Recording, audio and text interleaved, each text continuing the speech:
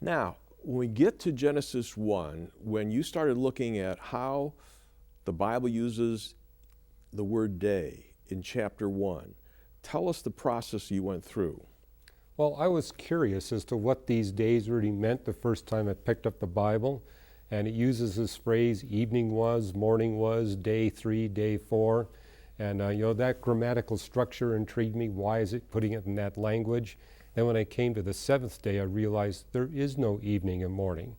I mean, the seventh day is described in chapter 2, so it's important to realize that the story really ends at chapter 2, verse 4. So, and when I realized there's no evening and morning for the seventh day, and that's when God rests, I said that explains why we don't see significant speciation of life in the human era. God stops creating when he creates Adam and Eve, and therefore God's at rest today. We see the natural process, but in the past, we see abundant evidence for supernatural intervention. When we were doing some of the programs with Dr. Kaiser and yourself in the debate and other programs, some of our pastors that are watching wrote him. I want you to listen. I want to start with a question from a pastor, because we're talking about the literal interpretation of Genesis 1 and 2, and what does the word day mean? And in reading some of your books, Dr. Kaiser, he says, I'm saddened that Dr. Kaiser has opted to follow the kind of line of reasoning that weakens the faith in the Scriptures. There's this reinterpretation and weakening in the Scripture, for what reason? Seemingly to make the Bible and evolutionary science find some common ground. That is a shame. Now, how do you respond to these folks when you've said over and over again, you're trying to give a literal interpretation of the text apart from science? Say it again and talk to this pastor's heart. Well, thank you, John, and thank you, Pastor, for your concern for me, first of all. But I've got to tell you, the Bible made me do it. I am only trying to understand what the text says. I have no agenda.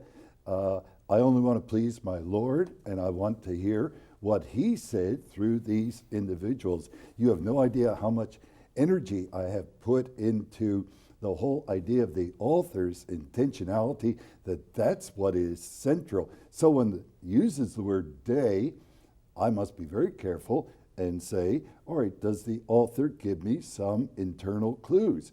He has the first divvies on this, and so, yes, in 1:5, he said it means daylight as opposed to night. Okay, I've got that one. 1:14, he said, God put the greater light and the lesser light for seasons and for years and for days. Oh, that must be the kind we have now, the 24-hour. Then he summarizes the whole thing, and he says, when he did all of this, or in the day that he did all of this, which are 6 preceding ones, that God finally concluded and rested. So no reinterpretation. I think that's anathema. I think that is pity. And I wouldn't want to reinterpret it or even take my interpretation and say, well, a day is a day. I know what days are, and say my idea of day must prevail. No, it's the writer's view of the word day that must prevail. You said another spot that Moses used the phrase, a day is as 1,000 years with the Lord. Yeah. Okay? Some folks will say, but he didn't say a day is 1,000 years. And that's correct. It really doesn't say it's equivalent.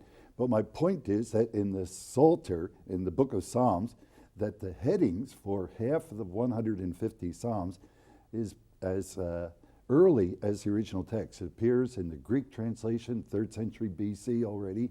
They couldn't translate some of the words. We still can't translate some of the words because they are so early. And Psalm 90 is the only psalm attributed to Moses.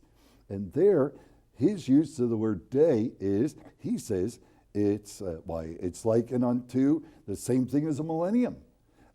He doesn't say it is a millennium. Matter of fact, it could be longer. But my only point is, look, listen up. This is the writer who stood in the counsel of God. Give him a fair shake. So no reinterpretation, dear pastor. I want to hang with the text and what it's saying, for that's my only clue as to what God said.